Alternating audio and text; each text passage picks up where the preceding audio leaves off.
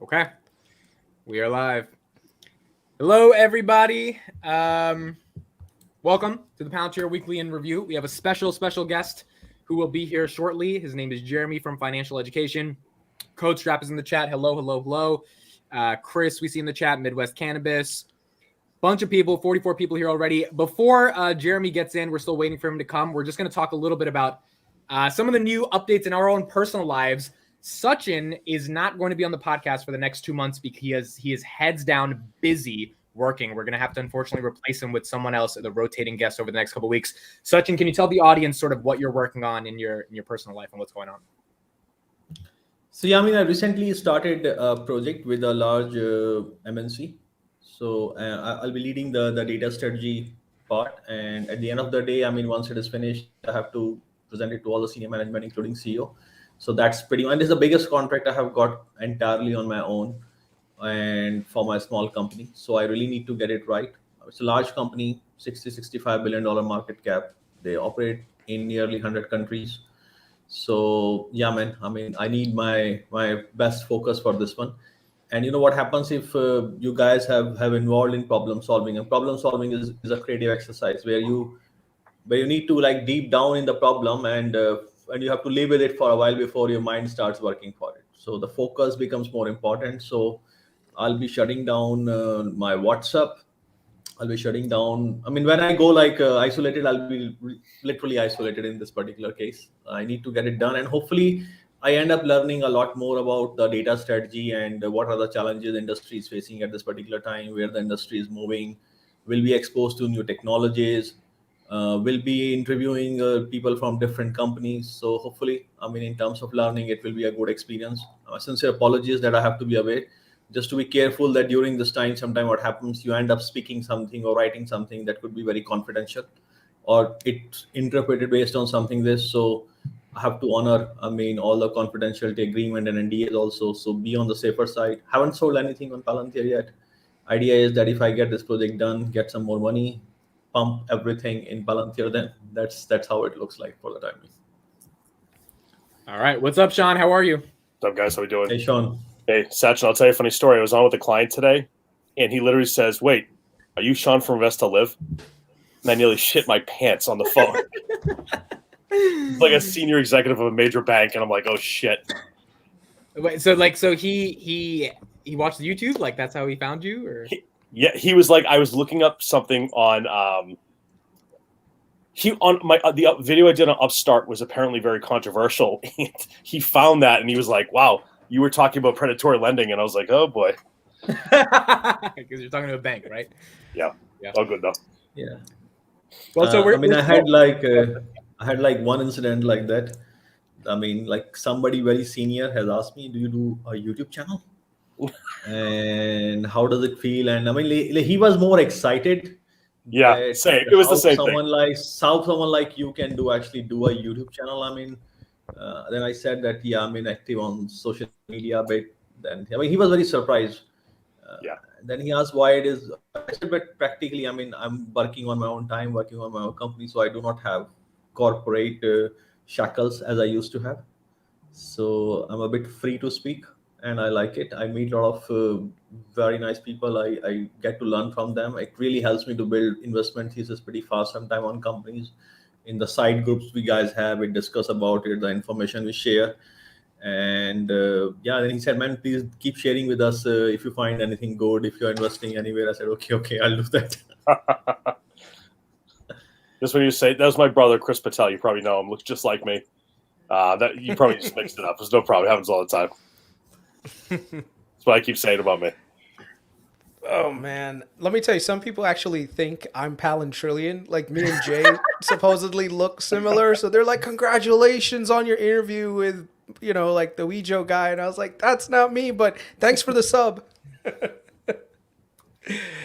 We're still we're still waiting for Jeremy. Sean, I want to get your thoughts on what Sachin said. He's quitting social media for the next 2 months to go head down on this project. Have you ever had a moment where you're not required to quit some of the stuff you're doing in your personal life, but you just have to because it's that big of a project? Yeah, well, there's defining moments. Both when you're, Sachin, you're in launch mode of a whole brand new big thing for yourself, right? Like you're really trying to grow and get to the next level. There's a point where like you don't want any chance of not only a misstep from an NDA perspective, but also you just can't take your eye off the prize, because if you do that, that's going to be a major problem. So I think it makes tons of sense. And like in the past, even when I've been in like stealth mode with startups, you sort of just have to completely remove yourself from the ecosphere of things you talk about on a regular basis, because you just don't know. Like one of the things that I get a lot too, even is, hey, can you look at this company, this company, this company? And like a lot of times I'll have to say like, well, I can talk about 2 of those. I can't talk about the third. And usually if I'm not, that's why. You can figure it out, you know? I agree. I mean, and you know, I mean, like somebody like me who was a kind of, I mean, people know that I went to IIT, but what people don't know that I didn't go IIT straight away after my school. I mean, there were like few years I was in between things, and then kind of gathered myself after one of my like a major knee operations. And I mean, I was in rehabilitation for a while. So that got me thinking that time that I really need to get into this cocoon for a while, that if I really need to hit large targets. And it kind of worked for me. And several times, like for different like college, education, job, there has been these windows when I really get into this mode that, I mean, I need just 100% focus on one thing. It works for me. So yeah, I'm trying the same thing. I hope it works out perfect. Now that we've got sort of traveled back to full time, I've been traveling like a madman. So it's been tough to find time to kind of like sit down, focus, do the due diligence I want to do when I talk about things or work through them. So, you know, a lot of sessions, a lot of work being done on really cramped planes, and I'm a little bit bigger than the seats are, so I'm trying to do the best I can when I'm in the air. I just got a text from Jeremy. He's getting on in just another minute, and then he'll be here. Yeah. And man, I mean, I'll be honest, man, the seats on the US planes are, I mean, for some reason, they are more crampy than every place else. You guys don't go first class? You guys are flying coach still? I fly, I mean, this is my business class. I mean, I fly business or first. I mean, it's been some time for me to go economy. But like sometimes what happens if you're on a shorter flights, like 1 hour, 2 hours, booking last minute. I mean, in US, I remember I once booked a flight from New York to Pittsburgh, and it says first class. Then I entered in the plane, but the first class there means that you sit in the front seat, and they offer you a glass of wine, but that's pretty much the same thing. And I was like, okay, what is this? That was your first glass. You get the first glass for free. Then you get to pay for the next glass. So that's how like Southwest gets you. Southwest is your business class, but business class is just you get to board first. That's it. Like, and you get a free drink, and that's about it. You know. So, but Southwest is probably the best airline if you're frequently flying everywhere, because they have the most amazing change policy. Like literally, you can change your flight 15 minutes before boarding. Like I've never seen that before, and their customer service is really good too. Guest is here. Hey, howdy, gentlemen. What's up? Thank you for joining the podcast, Jeremy. Glad you're here. Yeah, thanks so much for having me. How are you guys doing tonight? We are doing good. So I you know me, you know Sean, because you reacted to me and Sean doing a video together. Yeah. How you doing? Hey, good. You definitely know Sachin because he was the guy who went all in with his public portfolio on Palantir. And you know Kris, because Kris has been in a bunch of videos. Dude, I've been following you since like you started. So I've been like, that's how I knew about the gas station thing, dude. So, you know, yeah. So I'm a long time follower. Unfortunately, I didn't go all in on Tesla like you did, man. But, you know. Well, I didn't go all in on Tesla. I actually went kind of lame on Tesla compared to how much I could have went. But, you know, and I don't want to go too far off subject, but, you know, Tesla, when I was first investing in that company, it was a risky time. They had a $700 million loss. You know, there was the Elon Musk SEC stuff. That was a very different time period for Tesla. So looking back, I wish I went way heavier in Tesla, but hindsight's always perfect. And, you know, that's part of the game of the stock market. So, but, yeah, I'm happy to be here. This is my first time being able to join one of these guys, so I'm looking forward to it. Yeah, you don't do too many guest appearances. You got your millennial money going on, you got your thing, and now you joined us. That's why we're really excited. The community is really happy to have you here. Oh, absolutely. I mean, I respect what you guys are doing. You know, especially with Palantir, it's a stock that I've been doing a lot of research on. I still haven't, you know, made that move yet. But I love when there's a passionate community about a stock that, in my opinion, has a great future. You know, no disrespect to the AMC and the GameStop and those sorts of things. Those are different communities. When I look at Palantir, I see a company that, in my opinion, actually has a great long-term future, and it has this, you know, passionate community. And I think about 2018, 2019, when I was getting in Tesla, and I remember it was like Galileo who over at Hyperchange. I don't know if you guys know who he is. And then it was me doing Tesla videos. And then off of YouTube, there was all these other, Twitter and Teslararty and all these different publications. And it was cool. You get a real community. And I feel like the closest thing to that is starting to build out with Palantir, at least in my opinion. So I appreciate that. And I really respect that. So. Yeah, so we all have different questions. I think we all have one or two questions we want to ask you and pick your brain over the next hour. I think we'll start off with the first question, which is about Palantir, because this is a Palantir weekly podcast. You mentioned you haven't had a position, but you've done a reaction to me and Sean for an hour, by the way. You did an hour-long reaction of us talking about it, and that didn't pull the trigger. Then you reacted to Sachin going all in. That didn't pull the trigger. So I guess we're curious. The stock is growing. There's a ton of community around it. There is a whole new publication launched around this company. What is it going to take for you to pull the trigger on the stock? And what are your thoughts on sort of the long-term potential of investing in Palantir? Yeah. No pressure, though. Yeah. So I think the biggest factor on why I haven't been able to pull the trigger yet and make a big position in Palantir or any position for that matter is when I look at this company, I can't see it in the real world necessarily, right? I have to kind of trust other people's opinion. And I know you did a great interview, obviously, of folks that are very knowledgeable in the industry, right? And so for me, I'm listening to these and it's so darn exciting, but at the same time, I can't see it in the real world. And so if I go back to, let's say, Tesla, for example, right? I was starting to see more and more Teslas on the road in 2018. I was starting to see the Model 3, like actually in real life, and I was like, dang, man, and there's more of these Teslas. And so there's just that last kind of great feeling when you can see it in the real world. And I think that's the hardest thing for me with Palantir is I feel like if you run a big company, you have to consider using Palantir over the coming years. That doesn't mean you're going to 100% use it, but you have to consider it. But with that being said, it's tough when you aren't in the trenches like that. I don't work for a big company, obviously. And so that's the toughest thing for me with Palantir. And also, I don't know anybody that works for Palantir. Whereas, I know folks that work at Google, Tesla, NVIDIA, Apple, those sorts of companies, but I don't know anybody that works at Palantir. So I don't have an in, and I can't see it in the real world. I think that's the one last thing that's just, would push me over the edge if I could just see it a little more in the real world. Sean, your thoughts on that? I think it's a great call out. And, so speaking both from the side of an operator, I work day in, day out in that industry. I compete with Palantir on a regular basis. I smoke them, but that's neither here nor there. So like for those of us who work in and around that deep learning space, the ETL space, the data aggregation space, when you live it, you breathe it, you see the value of it, you understand the multiples. But I think, Jeremy, what you just shared is something that I think people really need to listen to is there's a reason why PE and VC go so heavy in B2B tech, but retail loves B2C because they can see it, they can feel it. I can download an app on my phone. I can buy a phone and put it in my pocket. I can see a new TV. I can see whatever.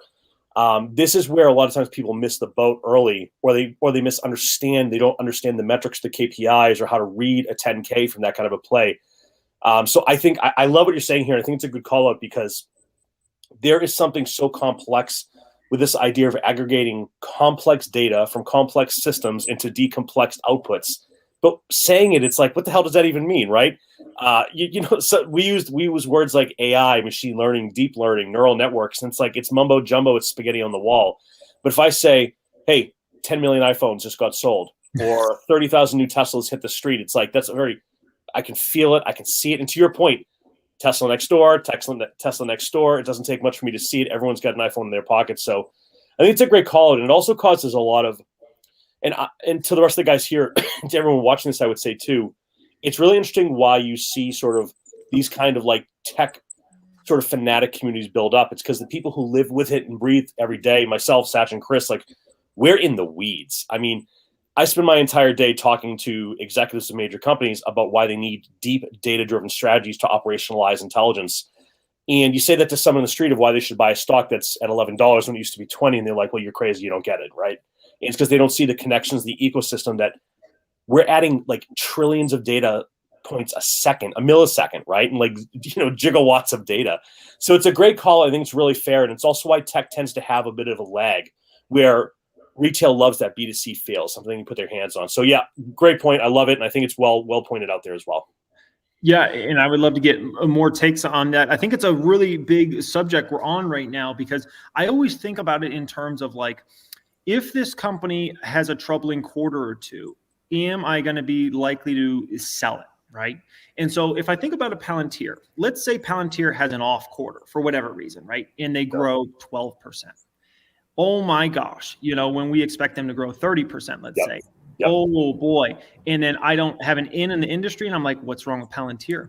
And I remember, I think it was Q1 of 2019, if I recall, Tesla put up this horrible quarter. It was a garbage quarter. I think on a sequential basis, revenue was down multi-billion dollars.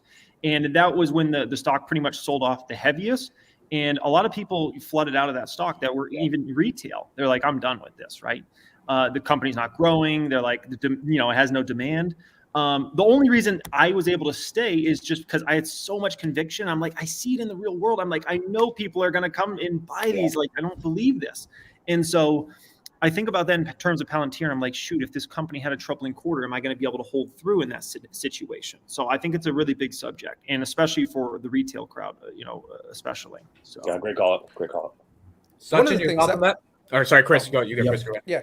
Now, one of the things I wanted to just say is that if you work in the corporate industry, and you're absolutely right, a lot of retail people won't see it. And even among like corporate people, we don't see it until like literally it's like the biggest thing. Like an example is about 12 years ago, that's when we all started to work with Salesforce, but we never thought Salesforce would grow into the monster that it ended up becoming, And the thing is, if you look at it, it's got consistent growth over years, And so a lot of companies right now, when you're looking at it, even people in the industry don't necessarily see the value in it. And that's why if you look at a lot of institutional investors, they're not 100% jumping on Palantir either, because the technology is so, and I hate the term that everyone uses, like Palantir is very black box, like, it's like a jumble of things. And that's why one of the great things that we're trying to do with this community is bring more light and shine it to that black box. And that's where people like CoachStrap are helping us, where they're actually building relationships with Palantir and saying, look, this is what you guys don't really necessarily see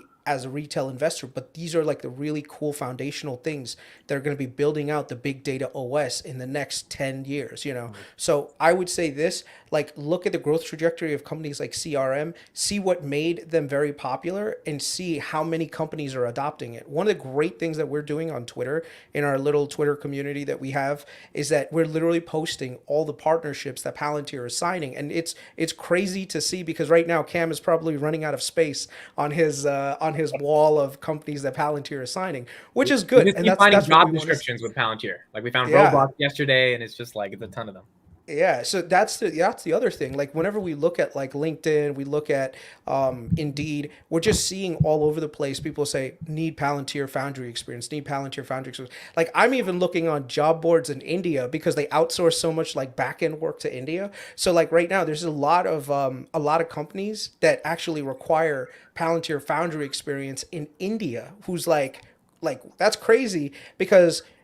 And maybe Sean can speak to this a little later, but what happens is a lot of like the back end work is actually like sent over to India. So it's almost like the skunt work of the IT world, but that's what Indians are really good for. They got low cost workers there who are experts in some of this stuff, and they have so many engineers. So I think even there I'm seeing like a tremendous amount of growth. So it just goes to show you that Palantir, because it's like literally partnering with everyone and its mother, that there's something there. And that's the same thing I saw with Salesforce. And I really wish I had pulled the trigger back then, because to me, Salesforce just looked like a weird application that, I use that at my work, but it didn't really do much else, right? Now it's $200-300 billion company. So it's crazy. And I think the same thing could happen to Palantir too. So that's why I'm in it, I love that comp and giving a Salesforce comp there. And I think that's a great point. And I think that's one of the other reasons I've been a little bit interested in Palantir is for the mere fact that you do see all these big companies using Palantir now, and it's like, they're not doing Palantir any favors. They're doing that because Palantir has the stuff they want, right? And so I think that's a huge, like when other big tech companies want to use Palantir, I think it's a great vote of confidence. So I definitely respect that. Now, let me, if you don't mind, I just would love to hear from you guys. Who do you think Salesforce, in terms of like a previous company that came on the come up, do you think Salesforce is the closest comp, or do you view it as anything else, or do you feel Palantir is so different that there's nothing you can even comp it to? Let's have Sachin go first on this because he didn't get a word out yet, and then we'll go to Sean. Go ahead, Sachin. Okay, so the answer is implicit. There is one axis where Salesforce has comparative, because Salesforce is very much B2B in that respect. But if you see, like, Salesforce solve one problem end to end. Salesforce is not solving the whole enterprise system. So, for example, if you want to see like what happens in an enterprise OS, there are several layers. You have operating technologies, you have legacy system where SAP is there, you have edge processing infrastructure, your cloud, your data layers, you have API, DevOps, CI/CD, you have application layers. Palantir is going across these layers. Now, Salesforce is expanding within that layer horizontally as fast and as best as possible. And the reason for that is that when you go across all these layers, first, you need to be good in tech. The second is that the change management requirement is very high. I mean, people working in large organizations, they don't like change. So when a company like Palantir comes and you are changing too many things, people have a natural repulsion. And you saw that what Alex discussed in the recent call, that their move made IT very adversarial about them, because they were talking to the senior guys, and senior guys were telling IT, you need to do this. These people don't challenge their senior management, but they create a lot of passive aggressiveness. I think the way to look at it is, because see, one of the challenge everyone has, including like you mentioned, is that you cannot have this touch and feel for Palantir. Okay, and if you see the companies which are $1 trillion club nowadays, I mean, they are mostly, if you see, I mean, they are B2C companies. But if you look deep under these B2C companies, for example, AWS, you will see that AWS revenue is actually growing much faster in B2B segment. Same thing is happening in Google, and same thing is happening in Microsoft. So it is first sign that the B2B segment is actually going to grow much faster, because first it started late compared to B2C. Okay, the industries were kind of like laid back, and governments were laid back, but now everybody is coming up. And the value proposition is far different here, because, like, for example, in any industry, 60 to 80% of the money in the working capital is actually tied up in their supply chain. So if you save supply chain in terms of timing and inventory, even by 5 to 10%, because it's sequential and because you flip the asset fast, the overall gain in your working capital requirement in the whole year is like 40% to 60% at times. So now they are, because they can visualize it, they can see it. It's no longer like this, that I have 5 choices and I will make. Now you can actually see that these 5 choices open 20 choices for you. Now you see those 20 choices before you make. So it's not straightforward, but it is very powerful. And yes, like I said, I mean, in terms of the total technology, but that's the challenge also, how to communicate it. And Palantir is not very good at that, even as of today. Sean, your thoughts on Salesforce comparison? So you know how I talk about things I can't talk about? I can't talk about Salesforce compared to anyone else, so I'm going to take this in a different direction. Here's 3 metrics for you. Data-driven organizations, ad nauseum over the past decade, 23 times more likely to add customers, 6.5 times more likely to retain those customers, 15 times more likely to deliver value that is noticeable by customers. But the reason I call those numbers out, and it's really important to understand, that the B2B model approach to the enterprise is that competition becomes less and less of a concern because it takes time to ramp up and build an ecosystem. Salesforce is flat out one of the most amazing companies on earth. I could talk for years on what I know about Salesforce. I just can't. What Palantir is doing is the same direction as Salesforce. They're building an ecosystem. But here's the thing that's really important to understand. They don't have to be the winner. They can be in the winner's circle. Every company that I work with owns 4, 5, 6 solutions in and around a data science, AI, machine learning solution. But oftentimes it's segmented by what Sachin just shared a minute ago. I do. Sean, if you don't mind me interrupting there for a minute, love it. I would love you just to, if you could dive a little deeper on what a solution means, because as myself, I'm like, what does that mean? And I'm sure there's other people watching. Yeah, for sure. So you're Jeremy. You run Financial Education Corp. Okay. you've been delivering education to your clients for years, but you suddenly realized all of your competitors have moved to digital. They're delivering it online. They're delivering it via courses. They're delivering it via a model where instead of buying a book and a video and attending a class, maybe now they're saying, I want to log into financialeducationjeremy.com. I sign up for 1 month at a time. Well, now you need to shift gears as a leader of this company to a digital experience, which means I need to be able to take payments and self-serve. I need to be able to offer this live over the internet. I have to be able to scale and market to my customers.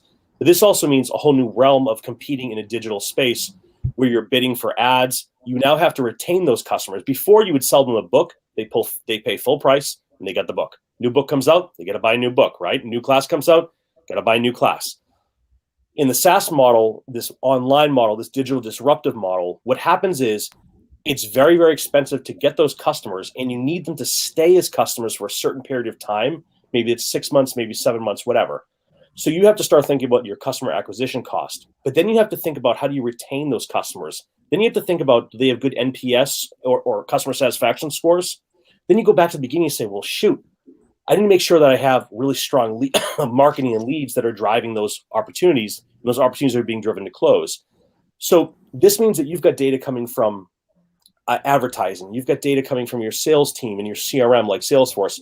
You've got data coming from a service or a customer success organization that might sit in a totally different server. You might have customer satisfaction scores that sit on AWS somewhere. So what you now need is you need a system or a tool or a solution that can help you to solve all these problems. And in a best case scenario, there will be a solution that exists that can aggregate on its own all of those different data sources into one cohesive layer. So think of it like this. I'm grabbing oranges, I'm grabbing apples, and I'm grabbing bananas. And it's like, well, these things aren't the same. I need a system that can not only recognize what those individual items are, but standardize them. Maybe it's a fruit salad. Maybe it's making them all look like apples, right? Once we have unified understanding of data, we can start to push that up through our system towards our solution. That means gaining insights from it. That means delivering the insights into different applications. So one thing might be, how do I identify customers at risk of churning? How do I then identify my best possible customers to target for upsells or resells or discounts? It could be understanding which customers have a high chance of being a referral and targeting them with online advertising. So it's sort of like a stepped process to understand what data goes to where, how does it drive action? And I'll give you my final point on this topic. Everything I do, I think about in terms of driving an intelligent experience where we operationalize data at scale. The easiest way to think about this is that I want to grab the steering wheel of my company, and I want to be greeted by a diagnostic and descriptive understanding what has happened, what is happening. That's the dashboard behind the steering wheel that we all have in our cars.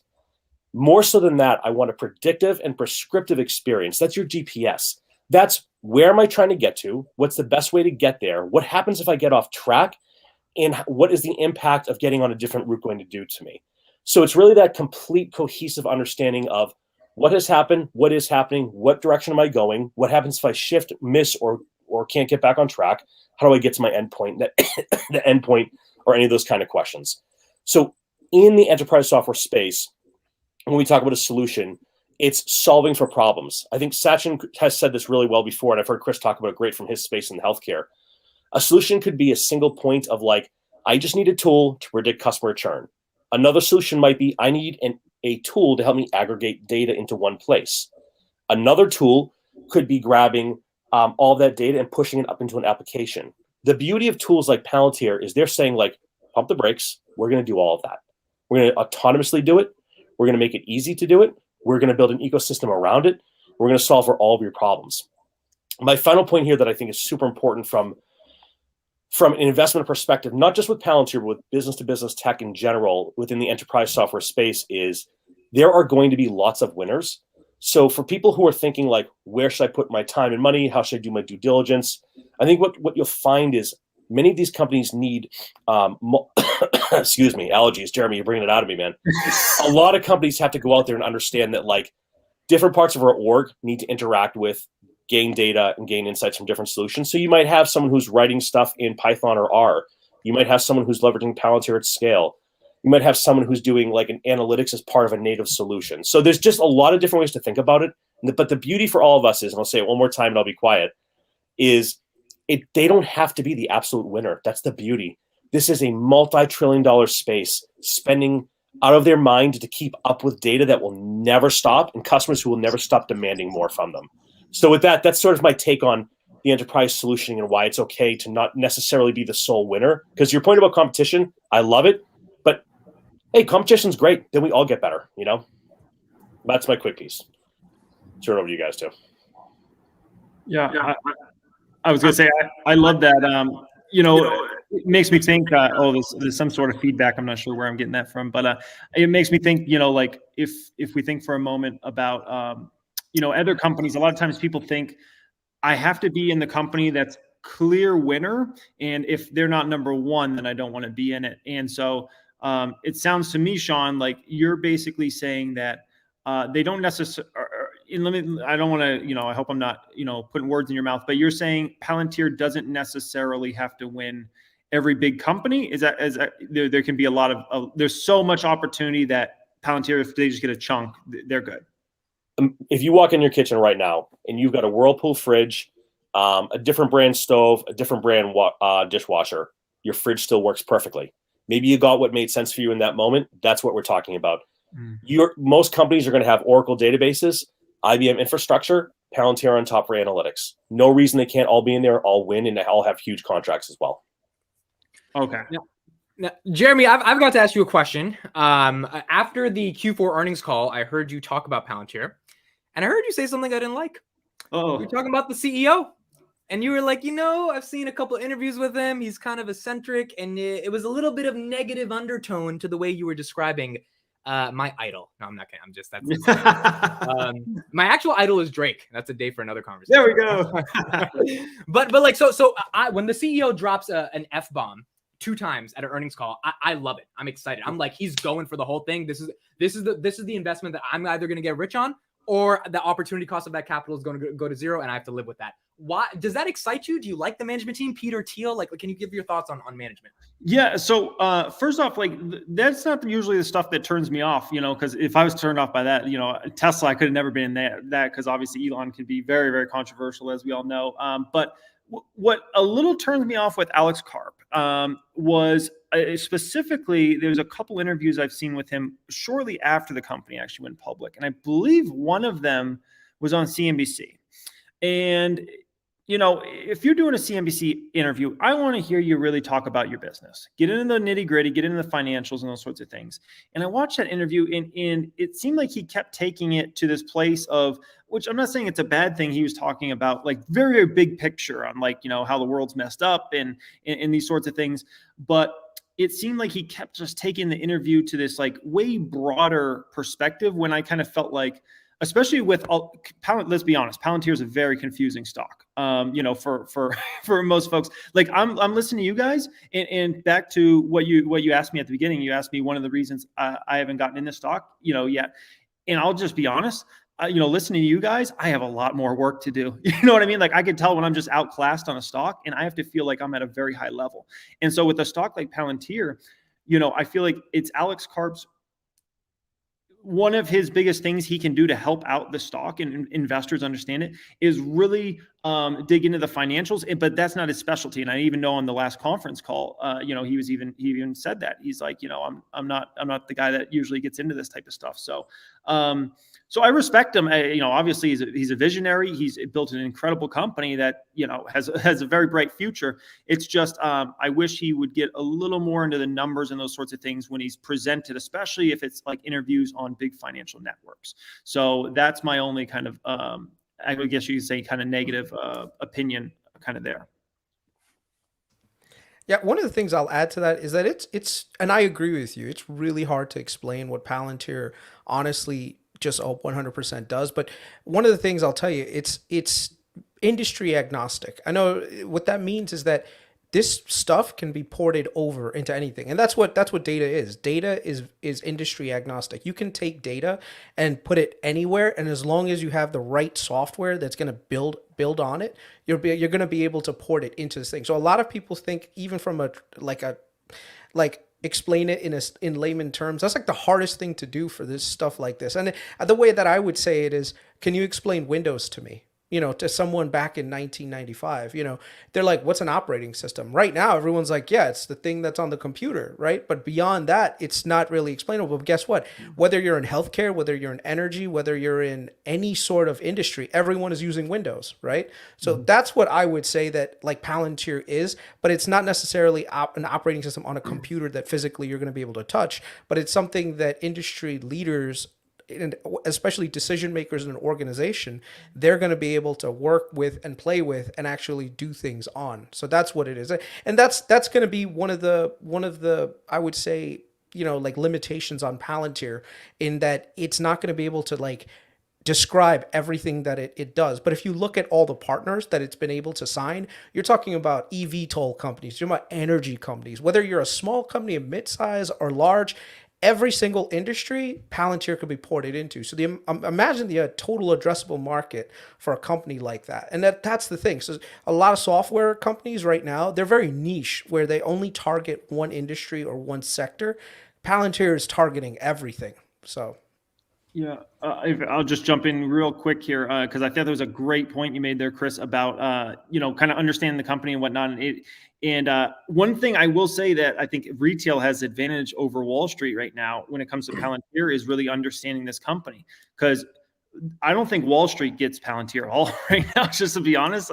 And think about it this way, okay? I remember when Facebook went public, and I remember watching CNBC, and I remember people coming on CNBC, Wall Street analysts and whatnot, who were still questioning, like, how is Facebook going to make money? And obviously nowadays in 2022, it's like, how could you not see that, right? But Wall Street didn't get it. In 4 months after the IPO, if Facebook went IPO at like 38, and next thing you know is at $18. In a matter of like 4 months after the IPO, it fell over 50%. And it's like, how does that happen? They couldn't understand Facebook. So, and I would say Facebook probably was much easier to understand. Ads, Senator, we sell ads. Yeah, but people didn't get it. They're like, wait, how are they gonna make money? Like, and it's funny to think back at that. So I think that's a fair point there. I think, yeah. No, it makes sense. I mean, and it's perfect. See, one thing which a lot of people still have not understood, which includes even me, about Palantir, is that how Palantir will expand when the intersection of technology happens. So, for example, like they had recently this podcast with CNBC, and they discussed about the Meta constellation, that how they are building the Meta constellation in terms of making data available to a pool of companies. Okay. But then the guy mentioned, like, for example, if you are accessing their product, but you are a company that is already using Palantir within your company itself, now you see the Palantir product intersecting with Palantir product.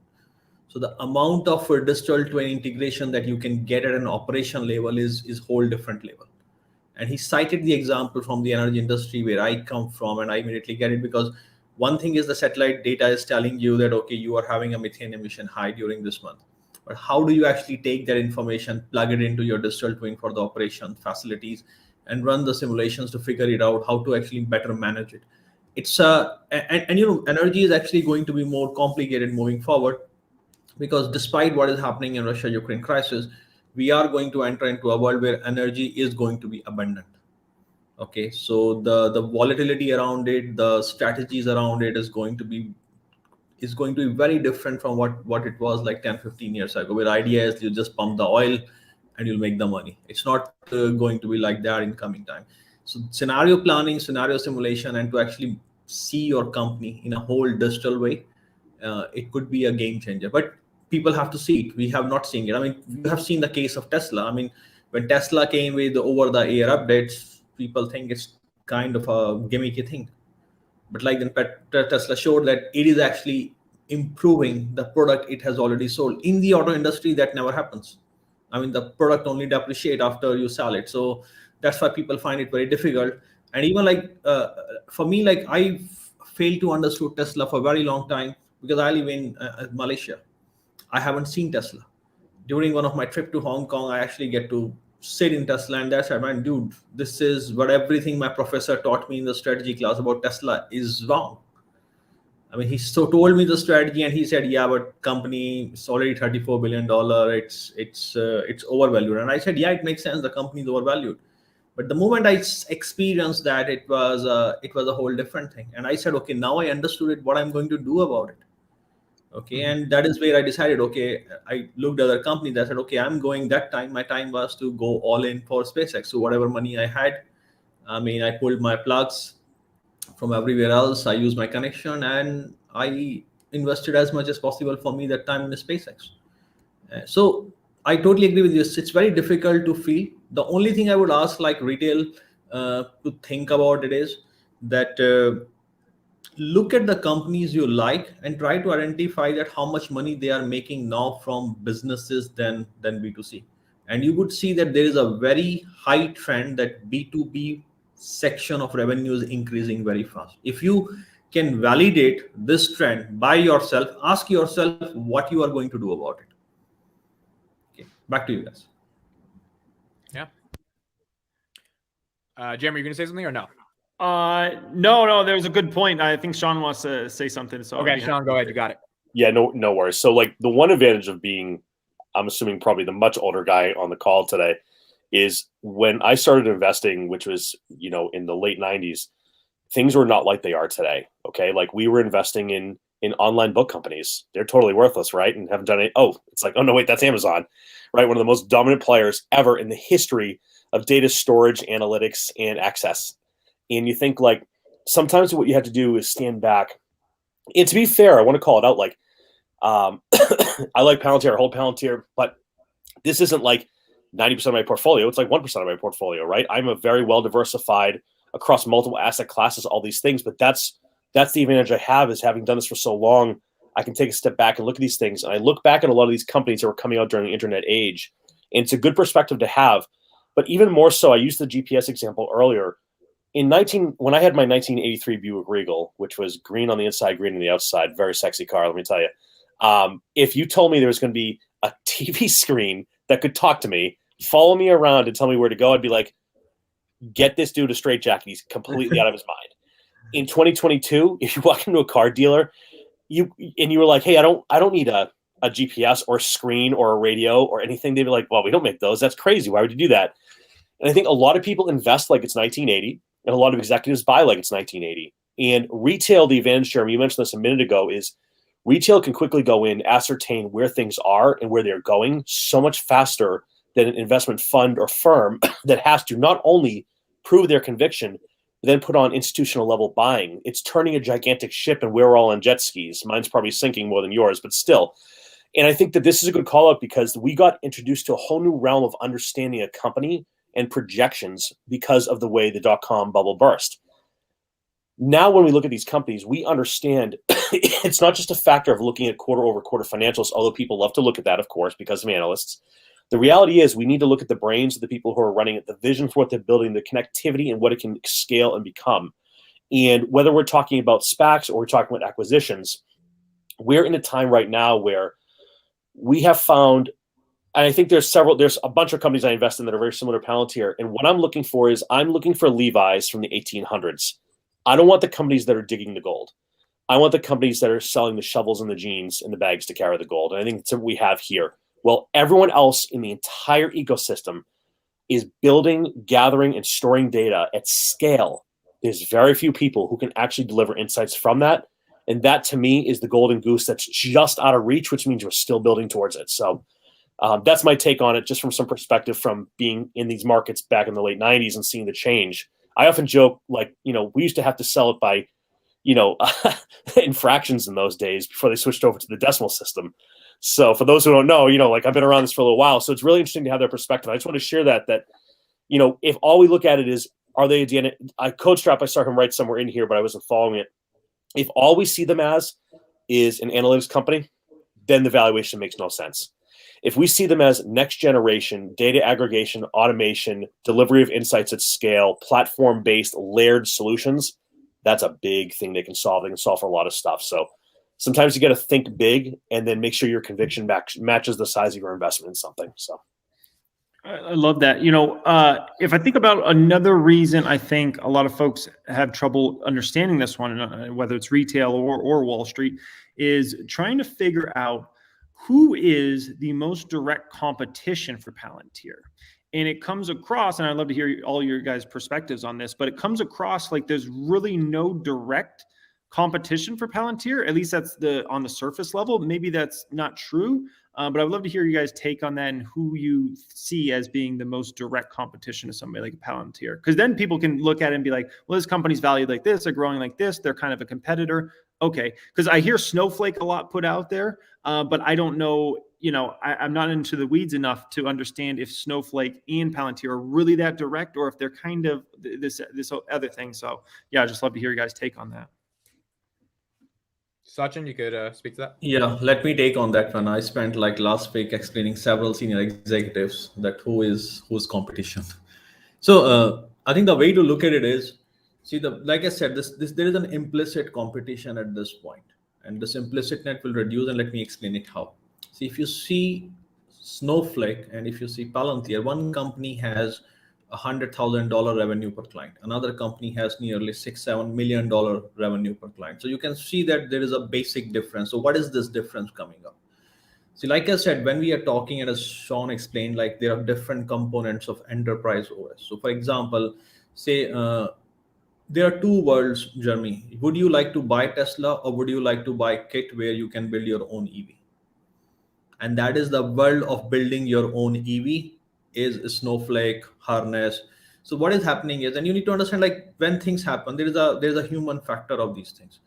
See, when companies wanted to adopt the digital transformation at that particular time, a lot of people in industry didn't even know what does it mean. They thought it's about digitalizing everything to digital. Like you are doing a paper thing, let's put it in an app. Nobody thought in the starting that you are going to reconfigure or re-engineer your whole core. And what happens is you can play two games. Is one thing is that you play the existing game which you're already playing better, or you can take this game also in a new sector, play the same game but in a new way, or you can play a new game in an industry you know. And that is what digital allows you. So what happens in case of Palantir is, like, for what is the problem clients are facing today? Clients are facing is that I do not have even a single source of truth.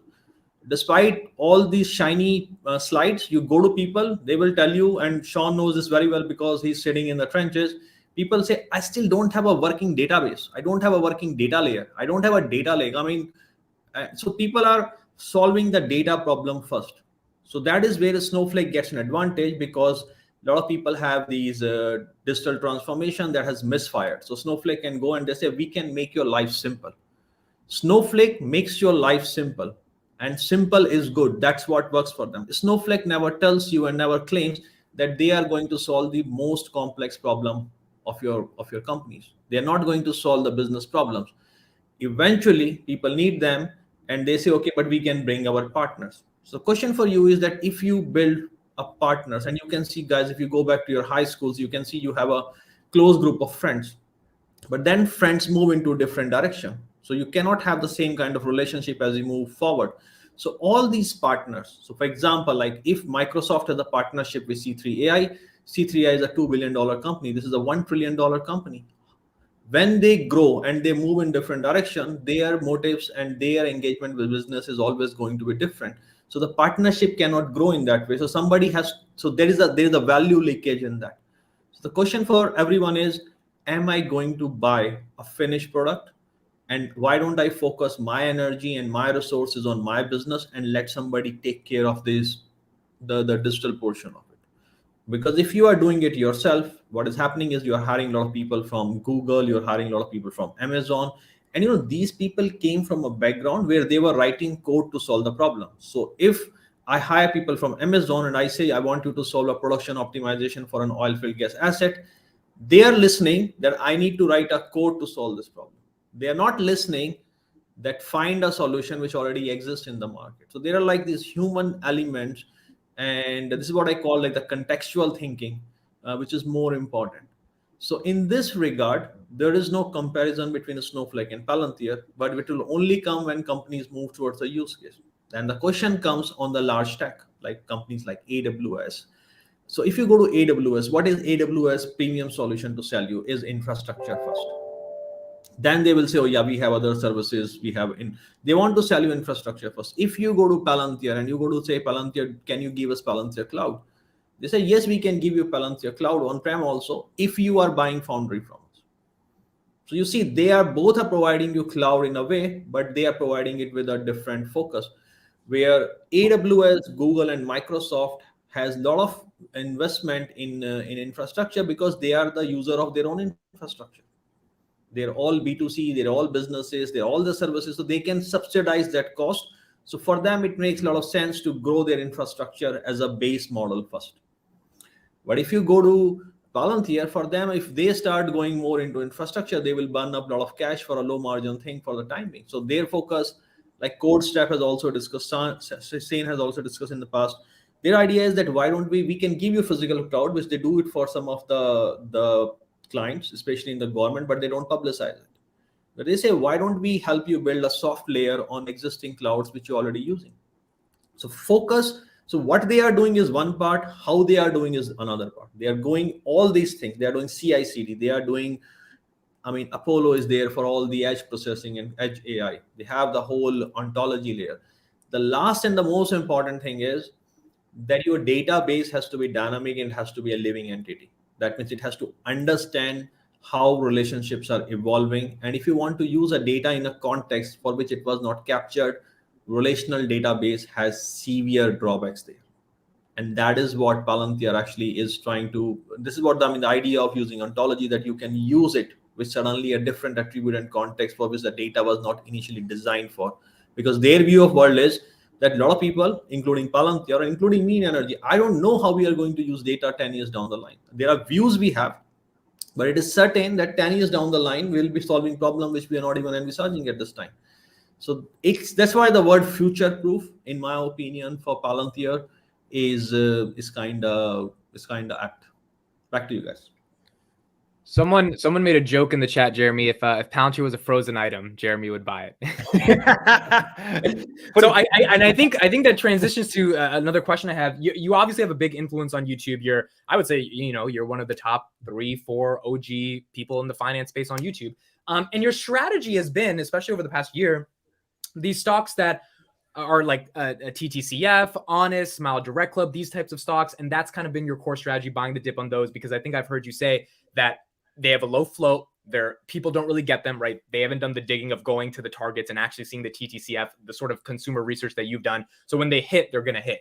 Can you talk a little bit, just in the macro economy we are right now, moving a little bit away from Palantir, why that strategy over like a strategy going big into like tech or the S&P or just going deeper into Tesla? Like, why is that sort of the core focus of your investing strategy? Yeah, I would love to talk on that. By the way, I might need to come back on a future episode, guys, and just ask you a million, because literally I could probably spend legit like several hours asking you guys Palantir questions that I think are super important. But anyways, yeah, so in terms of me, usually I like to, if I'm going to make some bets, I usually like to make them on industries that I see like a massive growth in an industry, right?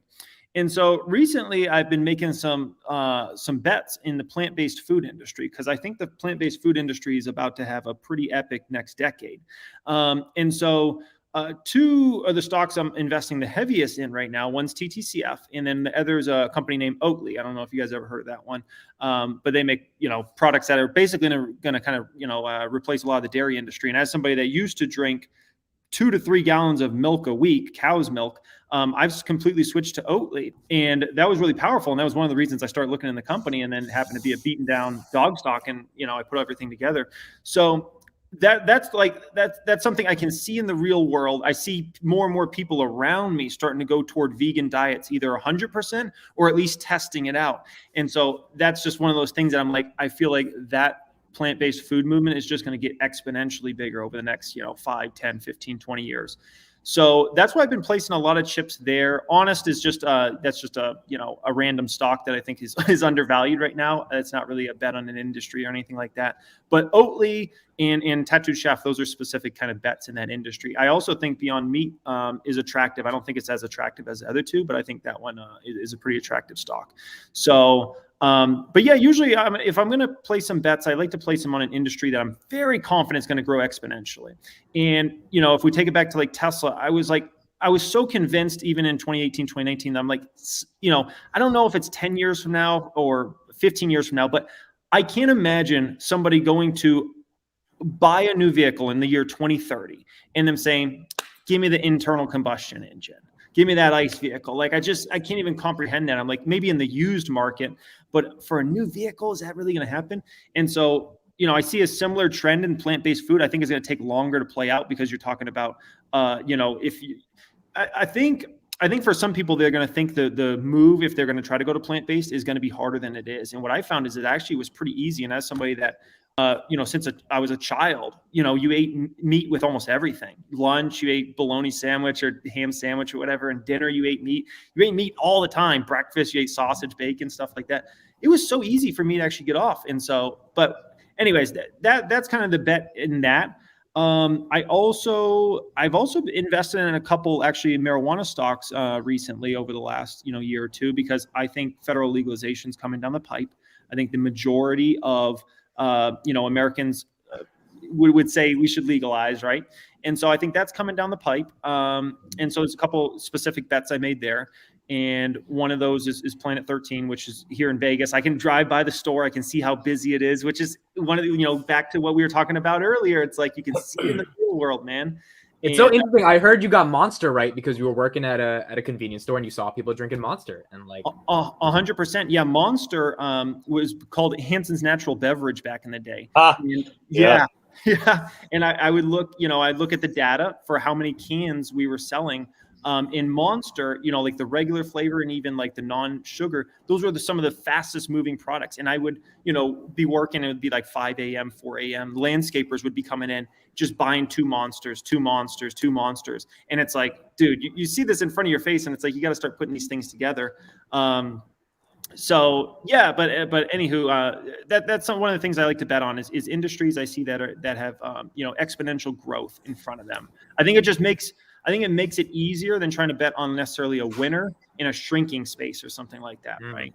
So I just want to add something on what you shared there. I'm not in any of those stocks, but I want to call something out. Amit, do you remember the other day when we were on a live stream and I talked about? Oh yeah, Sean, you might want to tell the story to people what you were thinking. Quick summary of the story. Yeah, so I'm going to 30 seconds, but then this actually really applies to Oatly.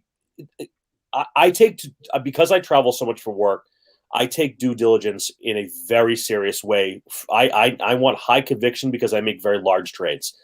So I was in a Dunkin' Donuts. I saw a girl holding a coffee, had no clue who it was or why she was on the screen. Group of 5 girls behind me, buy the coffee she's holding. I asked the kids who they are. They say her name's Charlie the Dancing Girl. Charlie D'Amelio. I learned later on it's TikTok, what TikTok is, how big it is, how big her following is. I end up going to Dunks later that week after pulling some Google Analytics on it, following the trends, and made a boatload on that. About a week ago, I live in New England, start hitting a couple different Dunkin' Donuts during the week. My wife drinks oat milk with her coffee. Everyone's out of oat milk. Next day, out of oat milk. Third day, fourth day. Today, I went to another one, and I said to the dude, I said, let me guess, no oat milk? And I said, do you have any empty bottles? And he did. And it was, that brand. I read the whole thing. I took a picture of the back of it. Yeah. And I said, why can't you guys get oat milk? And why is it every single store within like a 7-city area? And he said, everybody's switching to oat milk.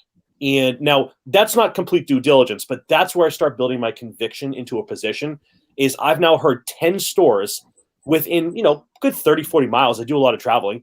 So then when I was in Dallas this week for a couple of customer meetings, I visited a couple of Dunks down there. I said, hey, you seeing a lot of oat milk? And they said, we're starting to see it increase a little, but not a lot. And like, this is what I preach all the time, whether it's the most advanced technology in the world or literally milking an oat somehow. Right. Mm-hmm. But like, in all seriousness, like this is the level of granularity you need to be a good, strong investor and be able to act with conviction on real data that, by the way, no one else has. Because to your point, how many dudes who are my age are driving around to Dunkin' Donuts to ask, do you have oat milk and can I see the empty bottles? Like This is what it takes to really be a good, deep investor, drive real big returns year in, year out, and have the conviction to place those. So I just want to share that because although I'm not in Oatly, I think you said it was called. Yep. That's the level of like research you really got to get into. So anyways, I just want to throw that out there as a good example. And 2 times in Dunkin' Donuts, they're going to make me a whole bunch of money, it looks like. So yeah. Anyways, I'll leave it at that. Free coffee for life. That's awesome. Yeah, there's in the private stock group we have like these different chats, and one of them is literally Oatly pictures. So, and some people make fun of us and laugh at that. But what we do is all the members of the private stock group, everybody, when they go to like a food store, Target, whatever, take a picture of oat, like the Oatly section. And what we find is, man, it sells out fast. Like they'll stock it and then it's sold. And for myself, for reference, for my family, I have 3 kids, and obviously me and my wife, we're buying about 7 containers a week. Those are $4.99 a pop. So now we are spending, $30 to $40 a week with Oatly for probably the rest of our lives. Maybe we swap to another brand in the future. You never know. But like that's like a long-term play there, right? Where you get that recurring revenue where the people are coming in buying that consistently day in and day out. So, but anyways, yeah, I hope I kind of answered that question there. As far as that, Kris, go ahead. Kris, you're we can't hear you. Jeremy, since you're in Vegas, I need to know, what do you think of Dutch Bros? Because I see crazy amounts of interest in people going nuts for Dutch Bros. Like, you could look at TikTok and just put in Dutch Bros, and you'll see like literally people driving miles or hours just to get their Dutch Bros fixed. And it's literally only on the West Coast, and there's just only started to expand out. And so I see Dutch Bros one day getting to the scale of something like Starbucks. So that's why, like, me and my wife, we've been putting money in Dutch Bros. I haven't personally been able to go. Like, I did go to Vegas last time, but we forgot to go. But from everything that I read, it's like crazy growth for them. What do you think about that? Yeah. So the first time I ever went to a Dutch Bros was probably, I think it was 2016. I went to one in Arizona. And it just had the hype, super long lines, to get in and whatnot. Great drinks, sugar like crazy. You want diabetes, go to Dutch Bros, man. They whatever. Imagine Starbucks on steroids. Okay, imagine a Starbucks Frappuccino, like a caramel ribbon crunch Frappuccino on steroids, man. That's Dutch Bros. But and they make some crazy drinks like the 911 one that's got like 6 shots of espresso and all types of stuff. But yeah, they got the hype and people love it. We go to Dutch Bros, I would say at least once every 2 weeks, probably, when you kind of feel like treating yourself to something unhealthy, right? And so, yeah, insanely busy. The one, I think there's kind of 2 issues around Dutch Bros. I think one's maybe around valuation. The second is, obviously, you got to build the locations and you got to hire the employees. And Dutch Bros hires a very specific set of employees that are super outgoing, that need a lot of training and whatnot because they're supposed to be super social. And so it's not. I feel like there's other business models that are probably a little easier to like expand more rapidly than like that you got to actually build the store. You got to get the permits. You got to, that can be a year, 2 years, 3 years, just to get a store. And as somebody that used to work at Quick Trip, I know like how long that process can take. And so sometimes you can be held back just for the mere fact that, you got to wait on the city to get this done. You got to wait on the state to get this done. So that's kind of, the one downside with the Dutch Bros, but no doubt they're super busy. Every time I've ever gone to a Dutch Bros in my life, super busy. If you ever go to a Dutch Bros and there's only like 3 cars in front of you, that would be a rare experience. So I will say that. I wanted to ask another question, a little bit off topic. One of the things I love your videos on is like you started off with like, holy smokers, this ain't no joke. And it's just, it gets me excited to watch the video. Can you talk? I think people want to know, where does that come from? Does it come from this innate part of your soul that just needs to start the videos with this sort of catchphrase? Well, what is the deal with that? Yeah. So I think, if we think about if we think about the stock market in the past, right? The stock market, at least when I was a kid growing up, I remember the only people I ever knew that were in the stock market was a few of my dad's customers. We had a pool business, cleaning pools in Arizona. And I remember like a few of the older retiree folks, we worked a lot in the retirement community, right? Would have maybe like a CNBC on the TV or something like that. And so, investing back then was very much, you do that when you're like 60 years old, and you're like well off or something like that, right? And, coming on YouTube, and there was really no one successful yet in the finance space. I just knew I had to bring a fun side to that, and especially to the younger generation, and make folks feel like, you can be 19 and invest, right? Like when I started, when I was 18, 19 years old. And so I think that's where it comes for me, is because otherwise these subjects can get very dry and boring. And even in these minute discussions, into the details about Palantir, I think it's important to kind of bring some excitement to those videos and try to always break things down as simply as possible, and also bring some excitement, because otherwise, a lot of folks will just kind of check out. And because you never know who's watching that video. It might be the person that has 15 years experience in the stock market and they understand things on a high level. It might also be, a 20-year-old kid that's got 5 days experience. And if you put him to sleep necessarily, right, this might not be his thing. There's a lot of things grabbing for people's attention in this world. Facebook, Instagram, TikTok, YouTube, there's a bunch of other videos that are fed along here, right? So we got our chance to impress. And that's the way I always look at it. I gotta, keep people's attention. So. Jeremy, I do have to ask you this question. I think you knew this was coming. There are some of your colleagues on YouTube made a splash over the past couple months by doing something the opposite that you guys had preached collectively, I would say, as a group to your millions of followings, which is to not sell or try to time the market, but rather buy the dip.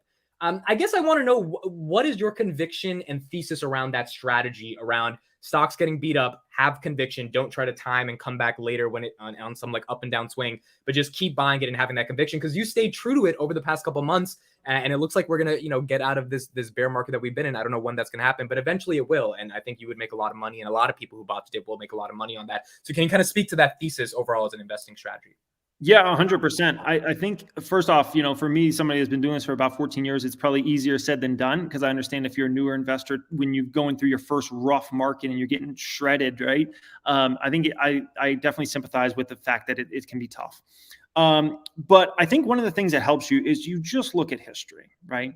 And you pull up like a chart since like the 30s or the 40s, and you think about the major wars we've went through. You think about, terrorist attacks. You think about all the horrible things that have happened over the last decades and decades, and time periods that we've gone through that were far scarier than today.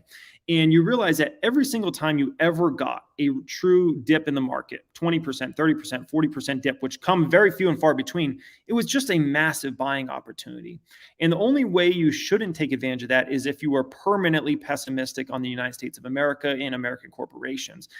Other than that, every single time you get one of these bear market scenarios, if you're not buying, you're making a huge mistake. And for my style of investing, I always make sure I have extra money to invest each month, right?